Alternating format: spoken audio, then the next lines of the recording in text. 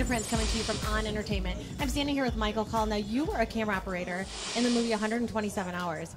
Heard a lot about this movie. Tell us a little bit about it. Well, it's based on a true story of a guy who gets trapped in a canyon in southern Utah, in Blue John Canyon, and he gets his arm trapped, and he ends up staying there for 5 days, and he has to do an amputation at the end to save himself. So it was a really hard movie to picture turning into a movie. I mean, it's a story that you hear about and you think, how can you make a film about a guy who's just stuck in one place with no other actors and just him for 5 days? Like, how does that turn into a movie?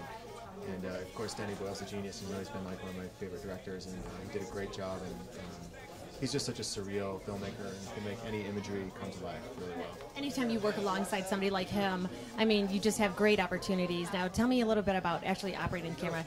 You know, your trials and tribulations with filming this and.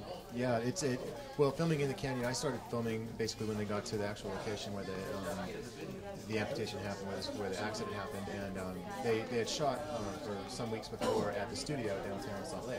And by the time I came down, they brought me in as a kind of high-angle operator, and then I ended up doing a lot more kind of C-unit shooting. So there were two cinematographers on the set, which is a really unusual situation already. But I came in and I was kind of the lone wolf, you know, I was the black ops operator, and I was doing a lot of the shots off the side of the cliffs, looking straight down at the actor, and a lot of the big wide scenics where you'd have to have the camera in a really precarious position or be in those positions. So it was challenging, but you know, I come from a rock climbing filmmaking background, and so for me it was like fairly natural, and it was a lot of fun. And the two cinematographers were amazing, and it was just I learned so much, and it was fun to be around Danny's kind of frenetic energy. It was just so infectious, and everybody did such a great job helping him out.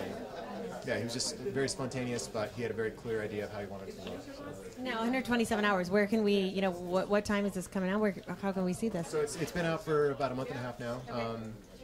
James was nominated for a Golden Globe for Best Actor, and I think that it's the kind of film that I think everybody can see. I think people have heard things about it, like it's gory or it's a little bit you know, hard to watch because of the amputation scene. It's really not that bad. I mean, if you can get through, you know, I mean, most movies out there are more violent than this thing. It's much more of a kind of a heart.